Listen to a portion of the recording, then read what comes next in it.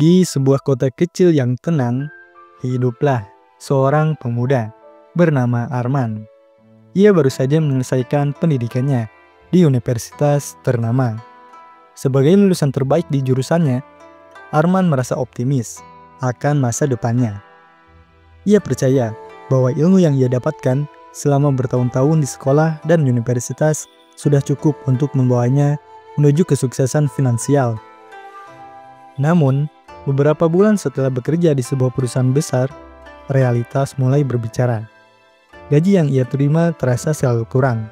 Tagihan datang silih berganti. Dan keinginan untuk menabung atau memulai usaha sendiri terasa seperti mimpi yang jauh.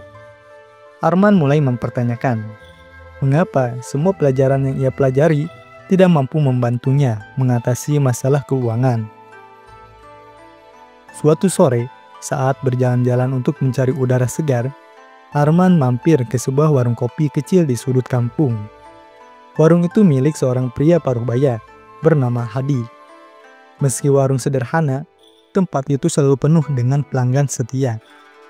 Arman yang penasaran bertanya, "Pak Hadi, bagaimana caranya warung ini bisa sukses?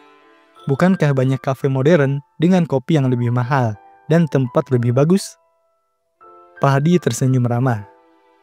"Nak, kesuksesan itu bukan hanya soal besar atau kecilnya usaha, tapi soal cara berpikir dan mengelola apa yang kita miliki. Kamu mau dengar pelajaran penting tentang uang yang tidak diajarkan di sekolah?" Arman yang sedang bingung dengan keuangan langsung mengangguk. Ia merasa ini adalah kesempatan langka untuk belajar sesuatu yang berbeda. Pertama, uang adalah alat, bukan tujuan. Pak Hadi membuka pembicaraan dengan berkata, "Orang sering keliru menganggap uang sebagai tujuan akhir. Mereka bekerja mati-matian untuk mengejar uang, tapi lupa bahwa uang itu hanya alat. Alat untuk mencapai kebahagiaan, kebebasan, dan kebermanfaatan. Aku buka warung ini bukan untuk jadi kaya raya, tapi untuk memberikan tempat bagi orang-orang ngobrol, bersantai, dan menikmati waktu bersama." Arman merenung sejenak. Selama ini ia berpikir bahwa kesuksesan diukur dari jumlah uang yang dimiliki. Namun, apa gunanya banyak uang jika hidup terasa kosong dan tidak berarti? Kedua, kecil-kecil jadi bukit. Pak Hadi menunjuk daftar harga kopi yang sederhana di dinding warungnya. Keuntungan dari setiap gelas kopi ini kecil, tapi konsisten. Jangan pernah remehkan hal kecil yang dilakukan terus-menerus. Kalau kamu ingin kaya, belajarlah mengelola uang sedikit dulu, sebelum bermimpi punya uang banyak. Orang yang tidak bisa mengelola 1.000, tidak akan bisa mengelola 1.000.000. Arman tersentak.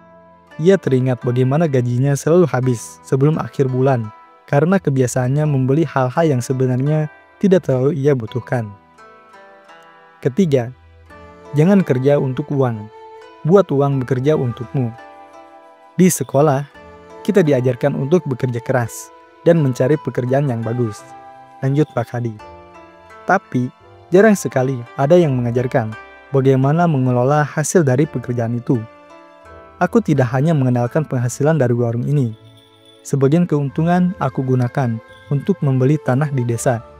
Sekarang, tanah itu menghasilkan sayur dan buah yang bisa dijual lagi. Itulah yang disebut membuat uang bekerja untuk kita. Arman mulai menyadari kesalahannya. Selama ini, ia hanya fokus pada bagaimana mendapatkan uang, tanpa memikirkan bagaimana mengelolanya dan membuatnya berkembang. Dan terakhir, investasi terbaik adalah ilmu dan relasi. Pak Hadi melanjutkan, "Aku tidak tahu cara menyeduh kopi yang enak sampai seorang teman yang punya kafe di kota mengajariku. Dari situlah aku belajar dan terus mengembangkan usaha ini. Teman-temanku juga sering memberi ide untuk mengembangkan usaha ini. Ingat, investasi terbaik bukan hanya uang, tapi juga ilmu dan relasi. Tanpa itu, uang sebesar apapun akan cepat habis." Kata-kata itu seperti tamparan bagi Arman. Ia ingat betapa sedikitnya waktu yang ia luangkan untuk belajar hal baru atau relasi dengan orang-orang yang bisa memberinya perspektif berbeda. Setelah percakapan itu, Arman merasa pikirannya terbuka. Ia mulai merencanakan keuangannya dengan lebih matang. Ia membaca buku-buku tentang pengelolaan keuangan, belajar investasi, dan mulai membangun relasi dengan orang-orang yang sudah berpengalaman dalam bisnis. Kisah Arman dan Pak Hadi mengajarkan kita bahwa ilmu tentang uang bukan hanya soal menghasilkan, tapi juga tentang bagaimana mengelola, memanfaatkan, dan membuatnya bekerja untuk kita. Pelajaran-pelajaran seperti ini seringkali tidak diajarkan di sekolah, tapi bisa kita temukan dalam kehidupan sehari-hari jika kita mau membuka diri dan belajar